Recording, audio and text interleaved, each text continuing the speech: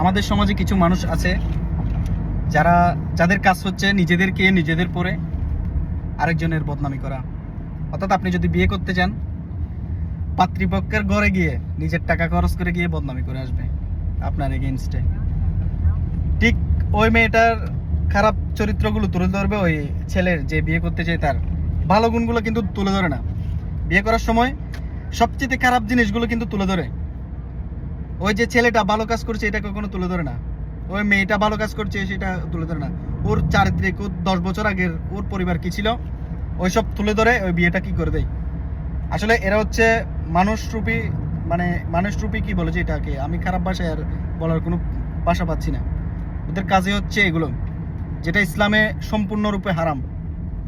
একটা বিয়ে যদি কেউ মিলাই দেয়, আল্লাহ তাআলা ওনাকে কি করে, সব দিক থেকে আল্লাহ তাআলা সহযোগিতা করে। এখন ওই মানুষগুলো কি করে, বিয়েগুলো ভেঙে দেয়। তো আল্লাহ তাআলা এই মানুষগুলোকে হেদায়েত দান করুক যারা এসব কাজ করে।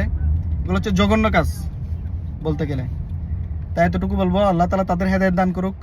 আর যুবক সমাজ সবাই বিয়ে করুক আর খারাপ কাজ থেকে বাঁচুক, এটাই চাই।